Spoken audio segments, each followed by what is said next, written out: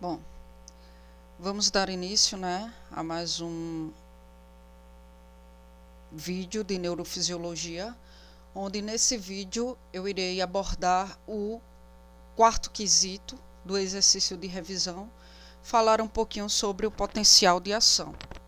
Então veja bem, quando a membrana de uma célula excitável, ela realmente se excita, ocorre uma seção de eventos fisiológicos, Esses eventos ocorrem através da tal membrana. Então, tais fenômenos em conjunto produzem aquilo que chamamos de potencial de ação, certo? Então, como pode uma membrana celular ser excitada? Geralmente, a excitação ela ocorre no momento em que a membrana recebe um determinado estímulo. Que tipos de estímulo, Carla? Calor, frio, corrente elétrica, pressão, tudo isso é estímulo.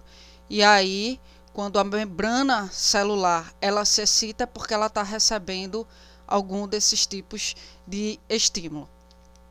Algumas células elas desencadeiam o potencial de ação, sem a necessidade de receberem estímulos, devido a uma alta excitabilidade que a mesma apresenta. Não são todas as células que precisam de um estímulo para ser excitada. Algumas, devido à sua alta excitabilidade, elas apresentam essa excitação por si só.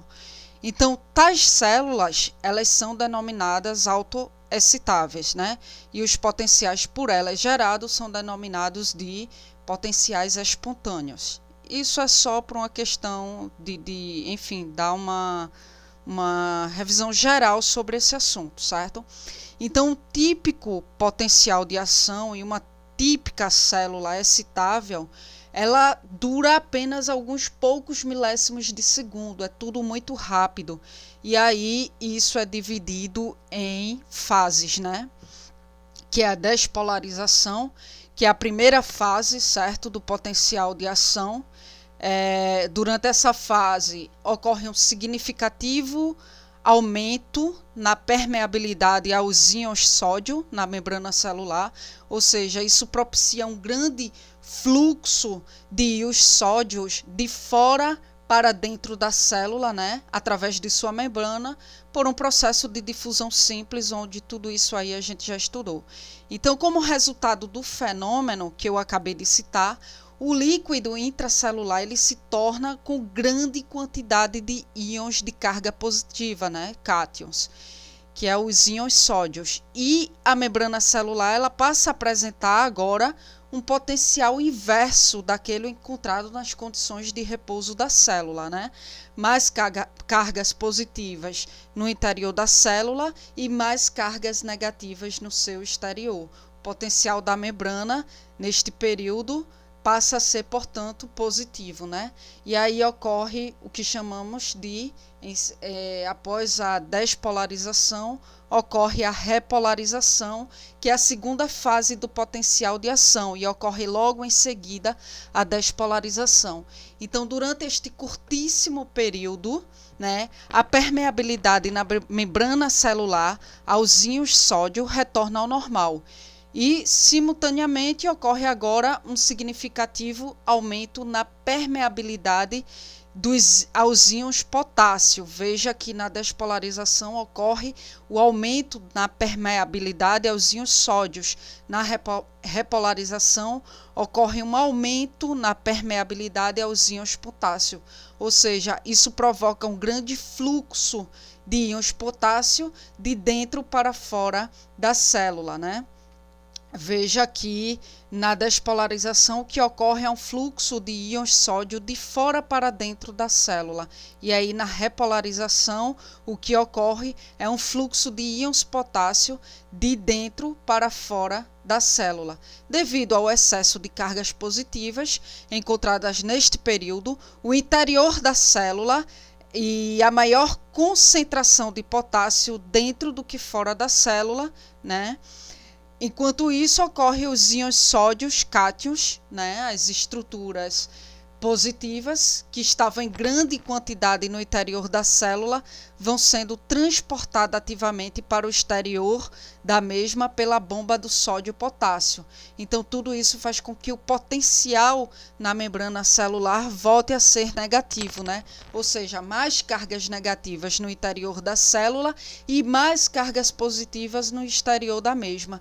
E aí o potencial da membrana, neste período, passa a ser ligeiramente mais negativo do que o potencial da membrana em estado de repouso da célula.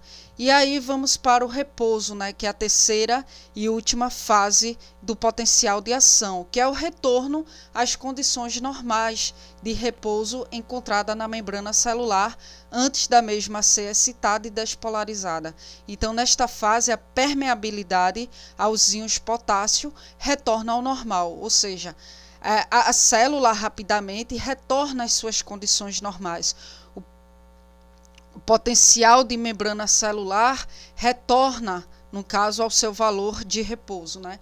Então, todo esse processo que eu descrevi, ele dura aproximadamente 2 a 3 milésimos de segundo na grande maioria das células excitáveis encontradas em nosso corpo.